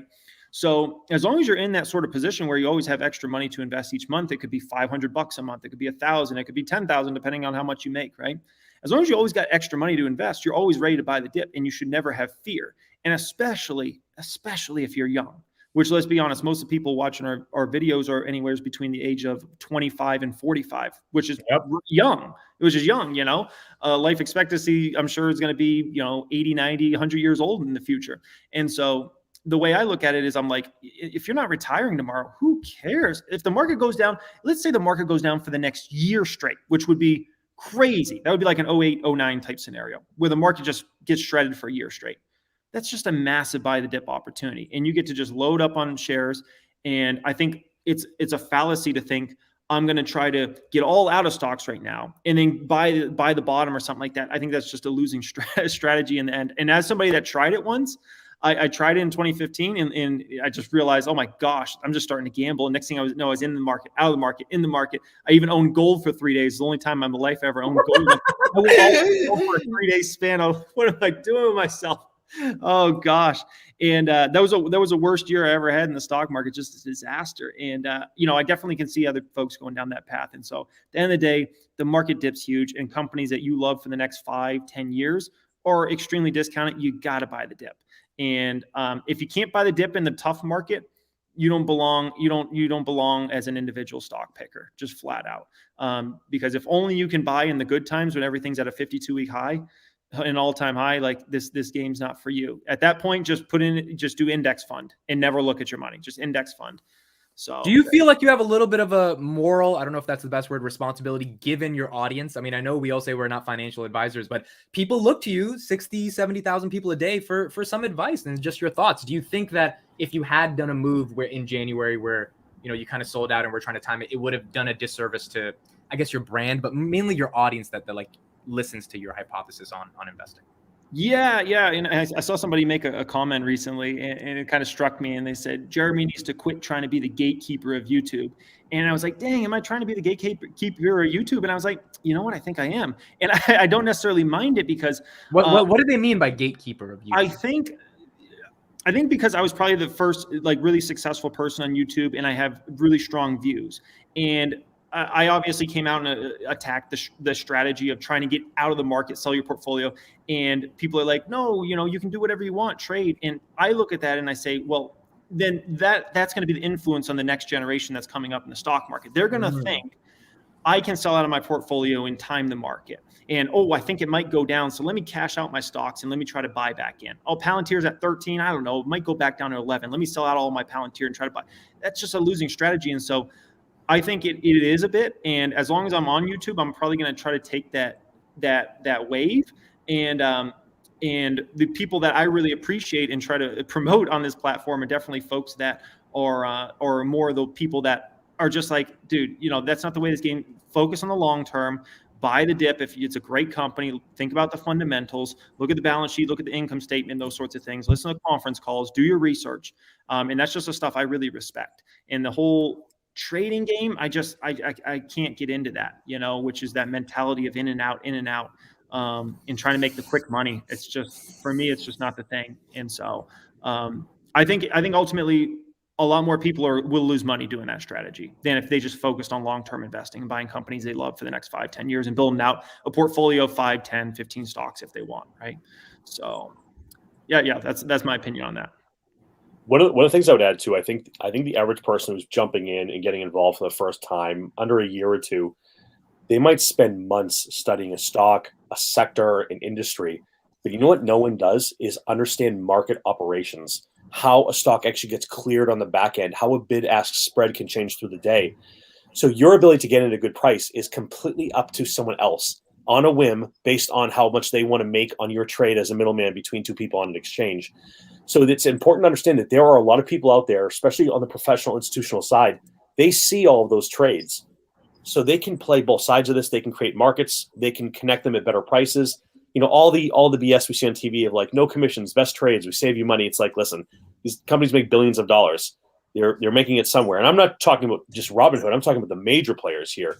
When they make markets and the operations of how a trading floor works, an options floor works, if you don't know how this stuff works, and I don't know if anybody here does, I know it, but like, if you have not taken the time to say, hey, how does a stock exchange actually work?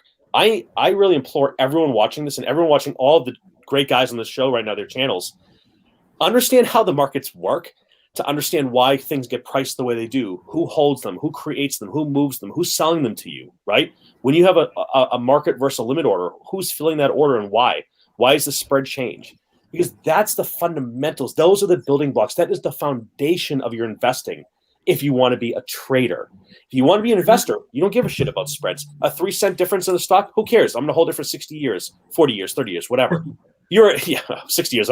No way am I getting there. But like, if you want to be a trader and you want to be, up against HFTs who have servers sitting underneath the stock exchange, you got to understand what that means and why it matters and why you need to compete with that. Because you're saying playing options on Robinhood is not going to get me to like, man. I'm not gonna... I won't call anybody out, and then I'm going to go back on mute for a minute.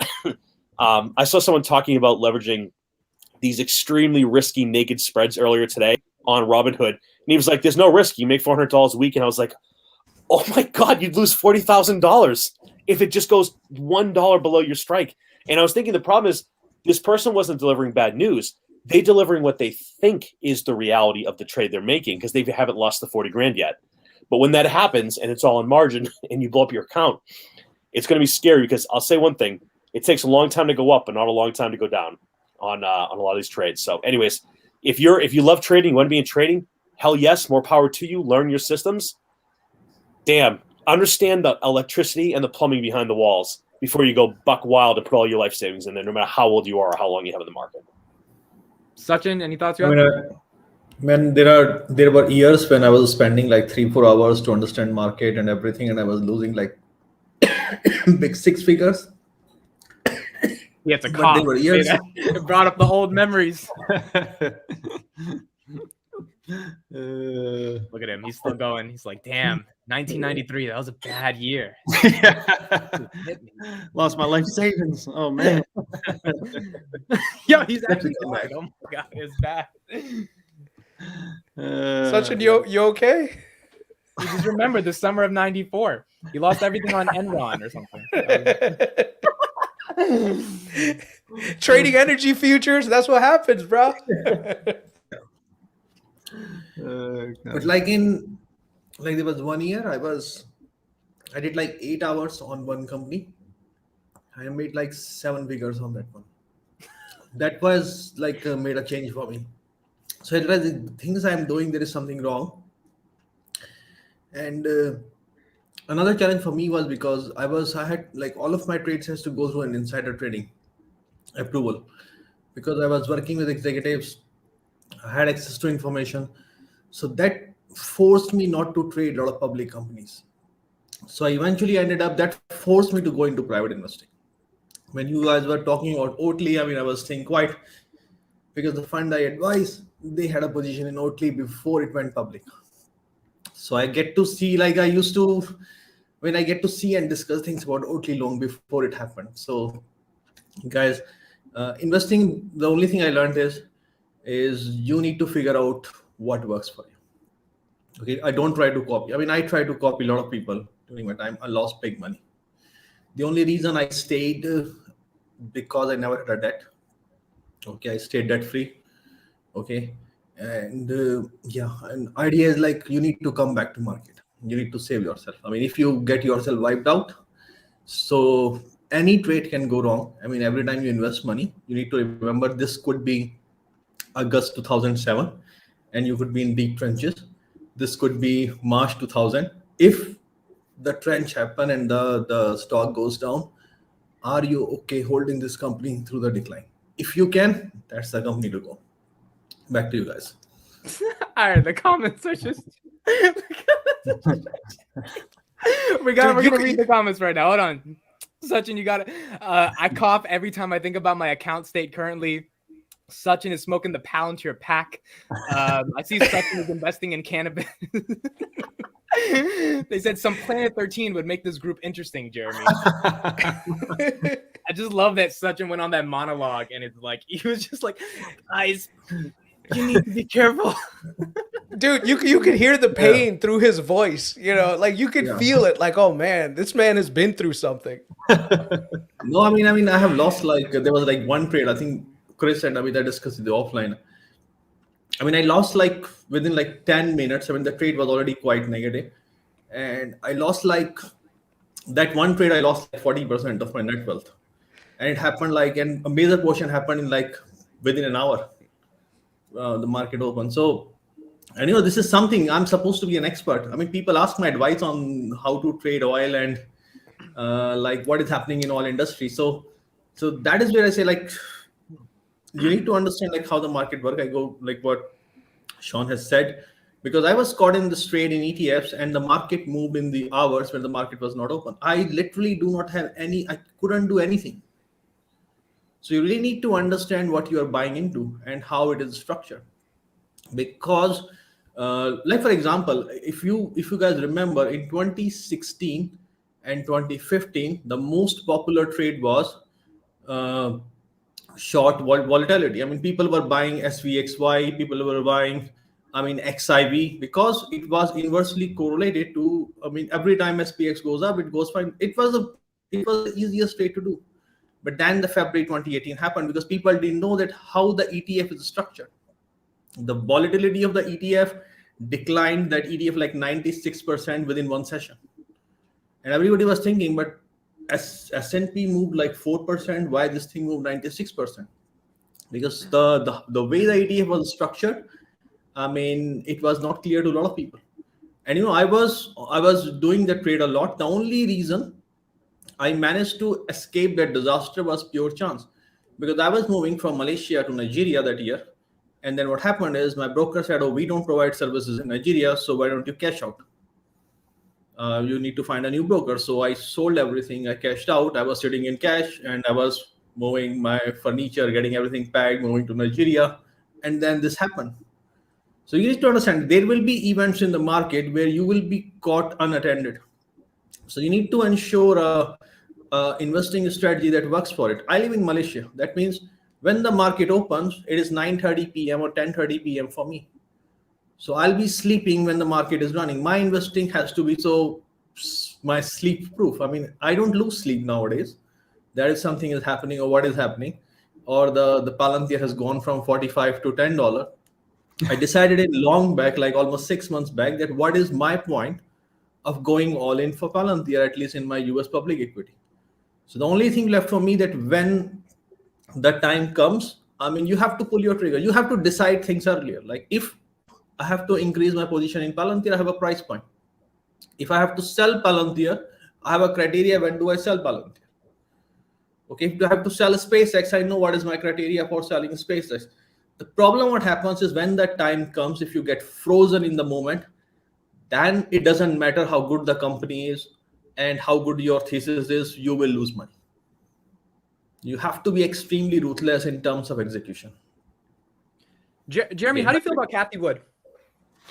Cathie Wood, you know, I feel like one. Do you think she's going to come back? Do you think Ark is going to make a comeback, or do you think it's kind of because she sold it all out of Palantir? She took a $400 million loss on that position. So just how do you feel about it? Yeah. As far as Cathie Wood, it's tough for me because, you know, there's definitely some stocks she holds that I really like. And then there's some others that I definitely have a lot of questions about. I'm like, is this company even really that innovative?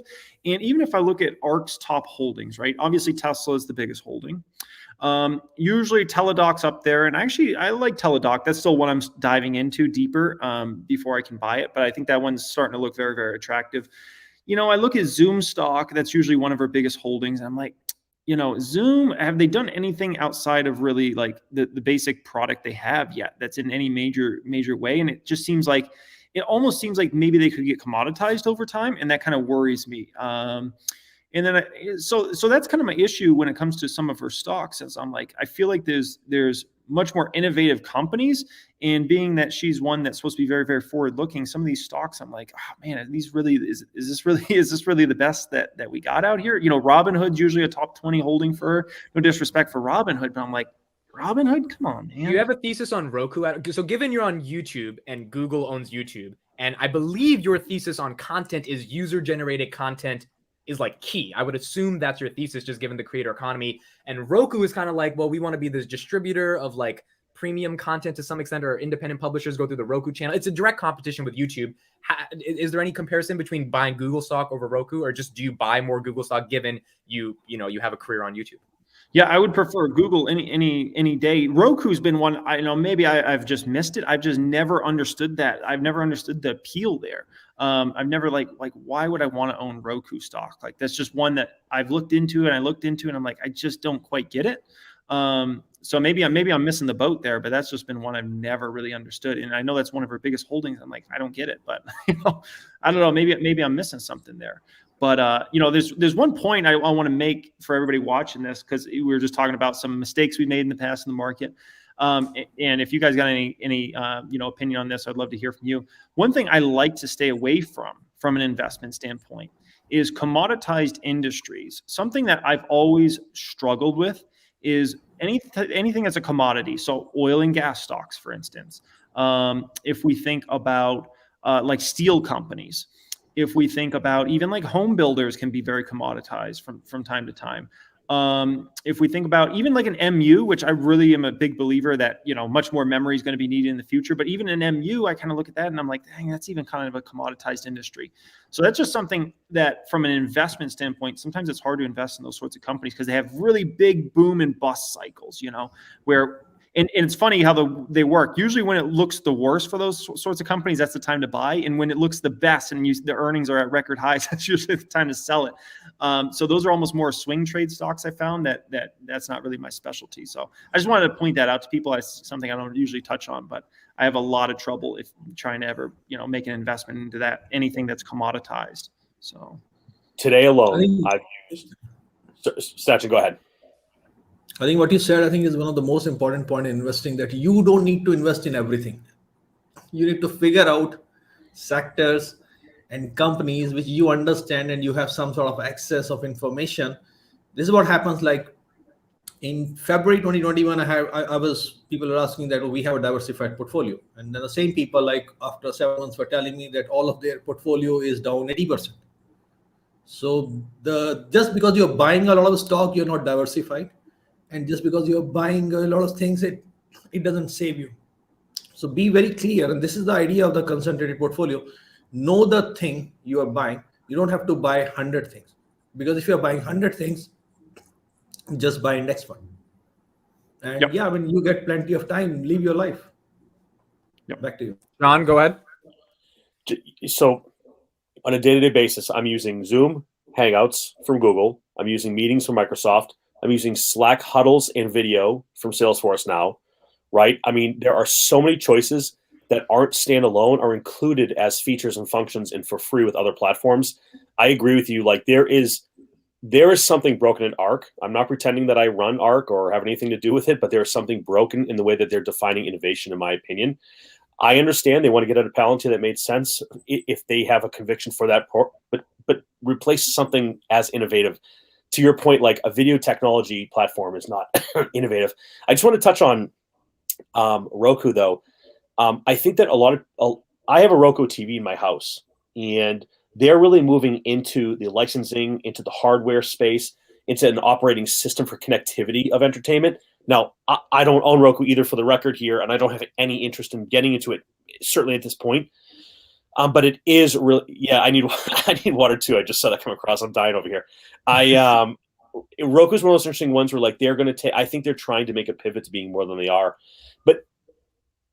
But the problem, I think, to your point about commodities, I love what you said, and I want to give you sort of like my take on this.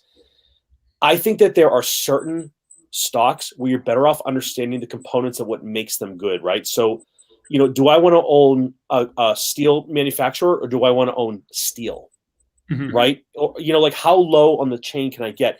I might want to own U.S. foods, but I might also want to take a position in wheat. Now, I know not everyone's into commodities and currency and everything else, but for those of us that have been around for a while and do sort of cross invest amongst a lot of different asset classes and alternative assets as well, there's so many different ways to play things where you're also getting a hedge as well. Like, you want to go and take a huge chance on U.S. steel because you think something's going to happen there.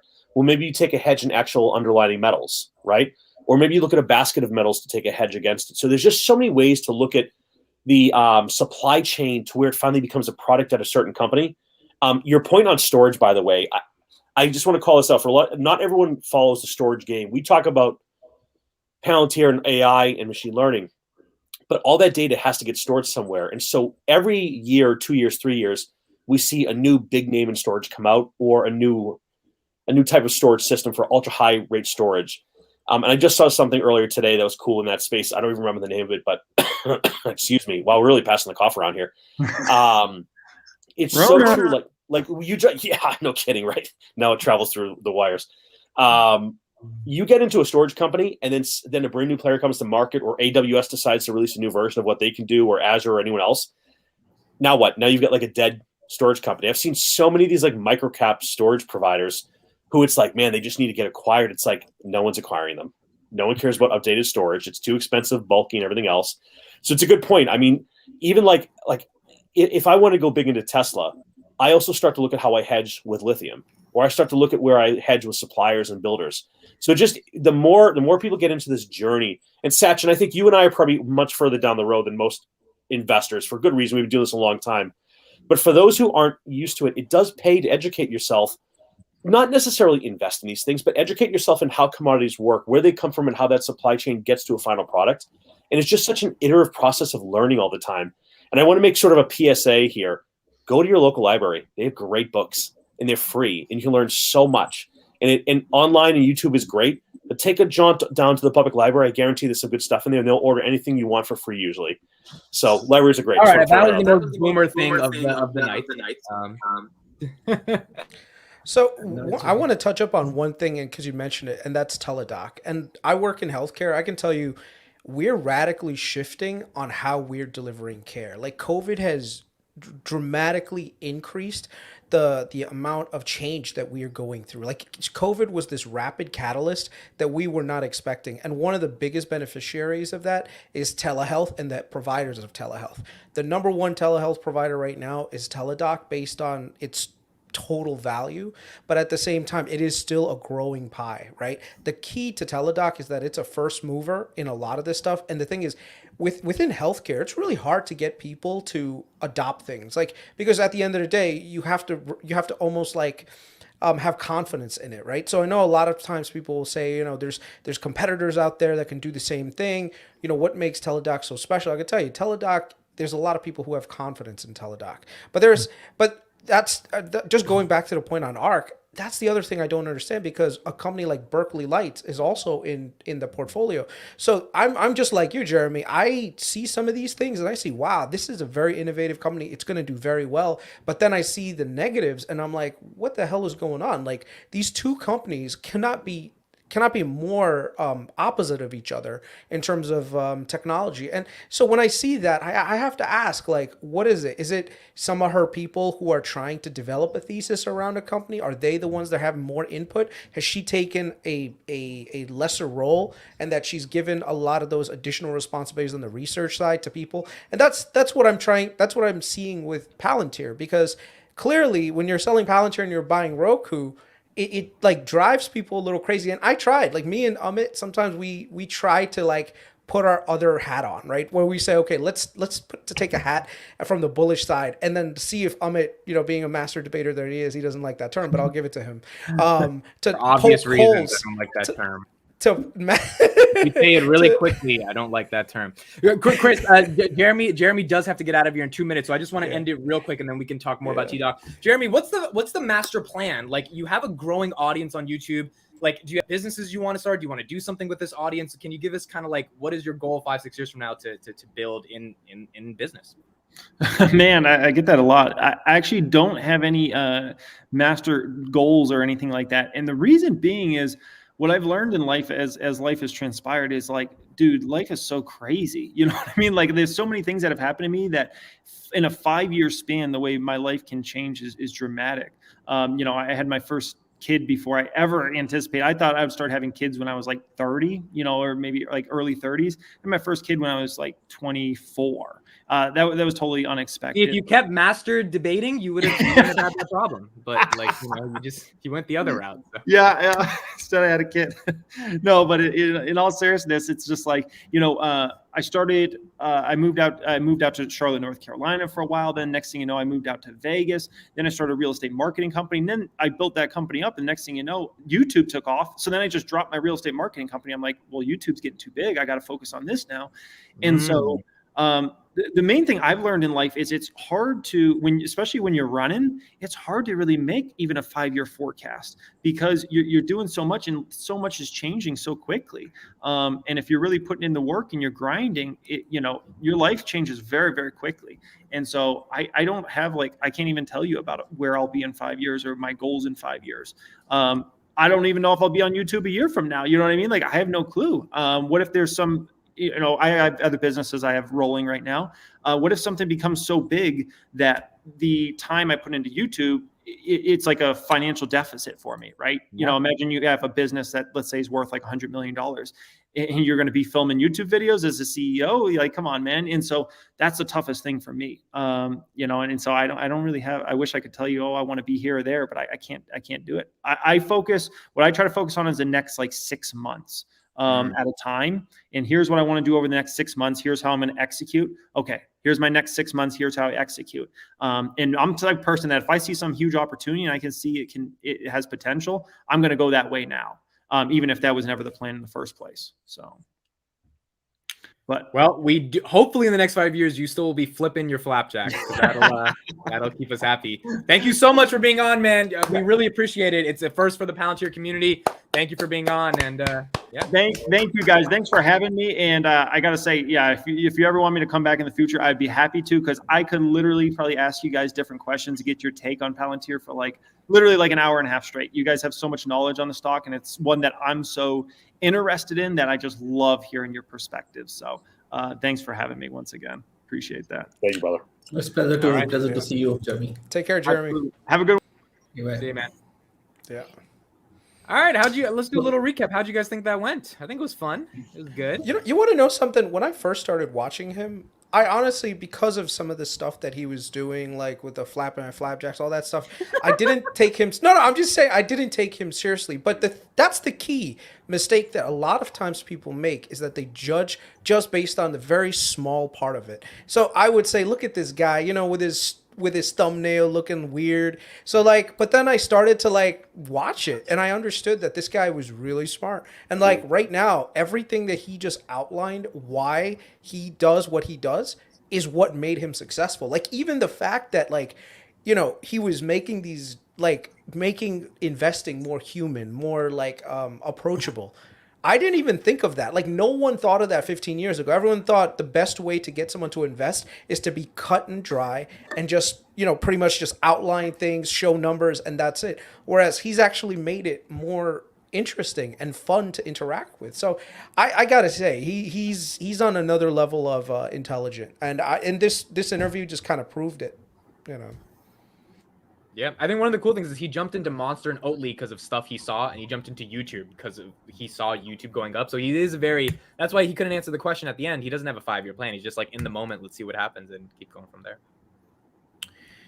Yeah, I thought it was good. Sean and Sachin, I think you guys are getting older. You do need to drink some more water every night.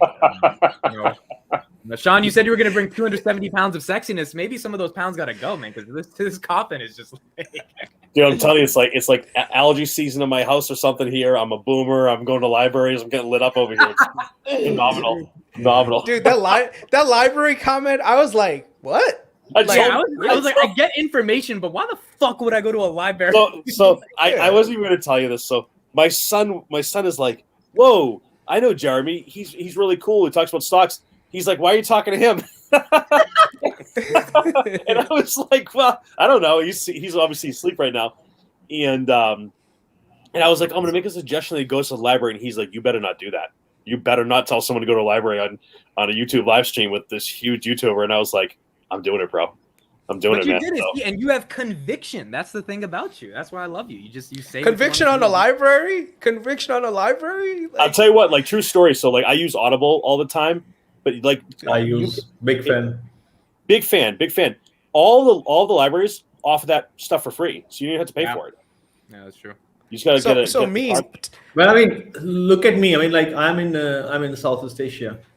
There are no libraries like the one you are talking in United Kingdom like that, man. I mean, the kind of books I'm looking. A lot of time I go to libraries. I remember, like I stopped going to libraries even in India also because I go and I ask for a book and they say we don't have it. Like even like during the time when the last good library I saw was in my college in IIT. I think that had really a lot of books, but in IIT you don't get time to read. That's another problem. But yeah, I mean it's been a long time since I've been to library. I could tell you when the libraries. Yeah. No, Kris, go ahead. Oh, I was going to say, like, I know the exact time when libraries died. And it was literally when everyone at school, like in college, started to go to the library just so that they could print everything that they found on the internet. And no one was going to the books. Like, you know, when I was in college, dude, I would, like, what could I do? I'd have to go look for a book, find it, blah, blah, blah, right? Or I would just print it and just sit there and study. So the library just became a place where you could quietly sit down and study. You know, that's what libraries are for. I don't know anyone that's like, yeah, let me go to the library and find this book that I've been researching. Yeah. You know? I'm happy Sean said Actually, that's true, man. Even in NCR library, I mean, it was like I was in NCR in 2015, 16. I think people were taking their laptop and they were studying quietly. I didn't see people like looking for books in NCR. Yeah. They may look, but I never took any library book out of NCR. I got to call it Camo in the chat here. I definitely don't bake cookies. I would bake them banana bread and bring it to the library, just so you know. Okay, no cookies. Come on, give me some respect there. But Sachin, my favorite thing tonight was you having a mini stroke over there, talking about losing 40%. I've got a really quick similar story. I had taken a huge carry trade position in the lira over the dollar, and I remember like this is when you had to send a paper check in the mail. I remember it gets cleared. You're like, we can put the trade on. I shit you not. Like, I turn on Bloomberg, I make my trade, and what do I see like 30 minutes later? The coup in Turkey happening as a tank rolls down the street. I get wiped out on 200-to-1 leverage back in those days. Because that's what it was in FX back in those old days. Yeah. And you lost all of that? So just gone? Wiped out completely. Gone. Yeah. Because it's a high leverage position. It's not like once your margin is gone, you are gone.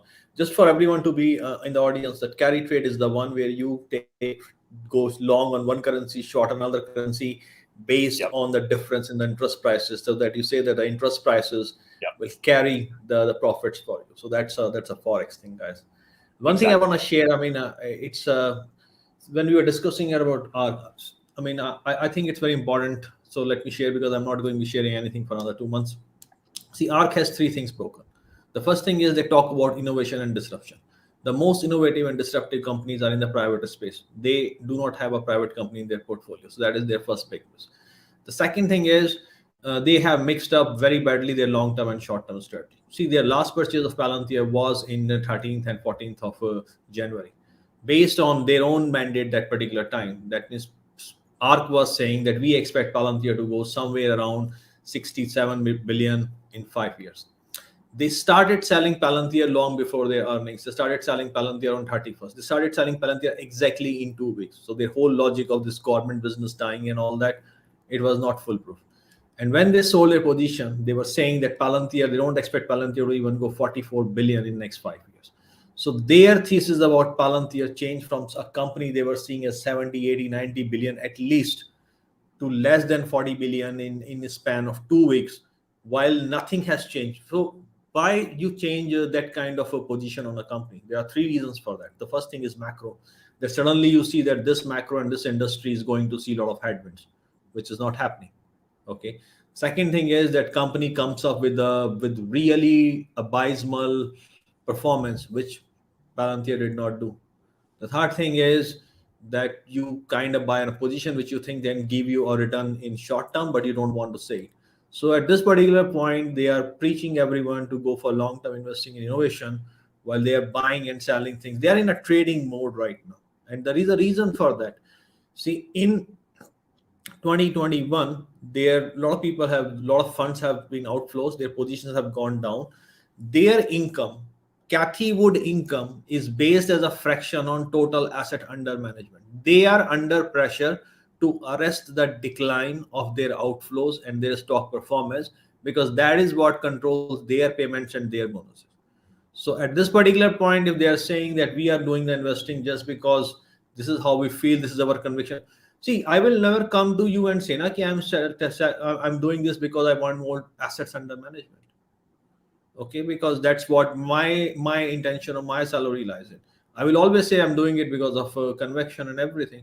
So what Cathie Wood is saying at this particular point and Ark is saying at this particular point, I mean, it is not right. For example, if you see last year, they sold Tesla. So why they were selling Tesla? They said because the position has swelled up, they need to control the risk. So the reason of selling Tesla is to manage the risk. But then they were buying companies from that money they were getting from Tesla, which were even more risky. So the whole idea, like when you have a mandate and when you have a principle, you have to actually look at thoroughly around it. And this is what I think Cathie Wood has got wrong. And this is where I feel that Ark Invest is not honest with the investors. So this is why I'm very comfortable. I mean, I didn't buy Palantir because of Cathie Wood and I didn't sell Palantir because of Cathie Wood either. Okay, back to you guys.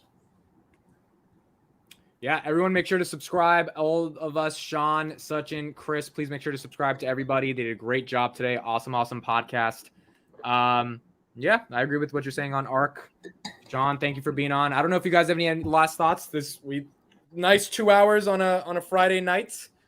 Fun week. Nothing crazy happened in Palantir this week. Just another week of, well, we had some good pressure. I mean, we're up 7-8%. Got into the 13s and so here's how I think.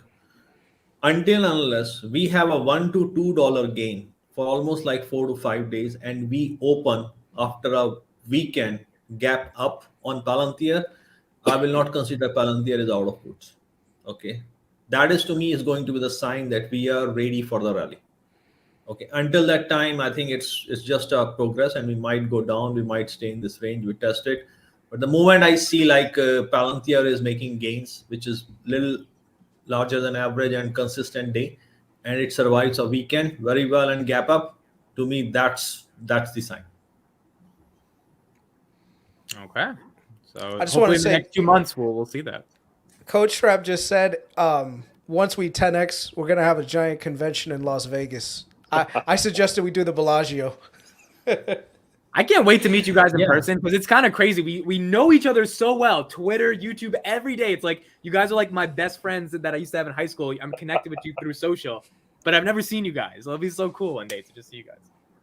All I know is I'm gonna I go. should be Go ahead, I Sachin. should be traveling to New York sometime. We invested. Yeah. I cannot say which company, but I mean, like, we are investing. Of course in you one of can. the Another SPAC. NDA. Of course, just throwing them out there. Of So course. I mean, we are investing in this SPAC as a pipe investor, and if the company goes IPO in New York, then I might get the opportunity to be on the crowd, standing behind the crowd who does the bell ringing. But let's see how it goes.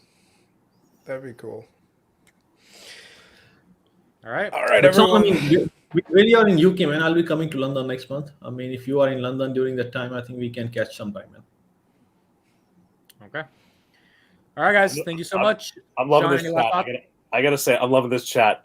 I love it. Keep Oh, bringing is it Vegas or the library? I'm gonna take you guys to the library museum. It's gonna be amazing. When Sean said it, I was just looking at him like, wait a second, Sean. What are you saying to 350 people right now? I can't wait for my Dude. kid to see this tomorrow. He's gonna be so Dude, mad at me. Sean, all the smart advice you gave just went poof when you said, "Hey, everyone, make sure you check out the library." I was like, "Oh no!" This guy's like, yeah, I talk to C-suite executives every day. I fly to Dallas, sell them highly important data. Like, I'm like, the listen, library. you only need one thing. It's a Knowledge. decimal system. Ty Lopez out here. How do you Knowledge. try? This is why I learned all about data storage back when I was 7 years old with the Dewey Decimals. So it was like, just like a boss. Look at me, I'm a millionaire because of these books. I read all of these books. Sean's like, guys, have you read Think Rich and Think? What is it called? Think and Grow Rich yet? Oh yeah. It's the law of attraction. It's the secret. Oh my god. Someone should make a new book called you know how they have these self-help books? The self-help book should just be by Palantir. That should be the book. And it should be just like the bold thesis. It's like, if you want prosperity in life, you don't have to be successful. You don't need law of attraction. Just buy Palantir. That's it. I guess I'm gonna be joking about Dewey Decimals for 4 straight days now. Thanks, guys. They just destroyed me. Sean with the Dewey jokes. I love it. Oh man. All right, guys. Thank you, Sachin. We will see you in 2 months. Thank you for everything you've done for us. Sean, we're going to have you on the pod definitely a bunch of times over the next couple months because we need someone else who coughs a lot to replace Sachin. So I got your back, Sachin. we'll have you. Really appreciate, man. Good You luck on 173 your people? yeah. Go ahead, Yeah, Chris. good luck. last word. No, I was gonna say good luck, Sachin, on your venture. You know, we're always everyone here put for good you. luck We're in the gonna be chat. rooting- Yeah, we're always gonna be rooting for you, man. So you know, you're one of us, man. So you know, your success is our success, and hopefully you invite Thanks, us to man. that yacht. Hopefully you invite us to the yacht party. Yeah, man, that's my dream. I mean, I have to own a yacht. I mean, that's what my Wait, seriously? That's your ultimate dream? You want to is. own a yacht? That's That's your my dream. That's my dream. I mean, sailing knew and it. yacht I is knew it. definitely. That's my dream, man. And by the way, I mean, when I'm in London, I'll be meeting my friends in Palantir as well. I mean, people who work in Palantir. So hopefully, I get to talk to them more. So Okay. I'll see you guys. Good luck, Sachin. Appreciate it. All right, 270 Thank you, people. We guys. have Bye. 350 max. Thank you guys so much for watching. Make sure to subscribe to everyone in the channel. Sean's channel, Sean Invest to Live. Check him out. He did the former IBM employee YouTube video with me. You guys can check that out and then get his channel from the description there. We will see you guys next week. Thank you, everybody. Yep. Take care, everyone. Have a good weekend. Bye. See you at the library. Bye. See you guys. See you at the library. I hate you. Bye. See ya.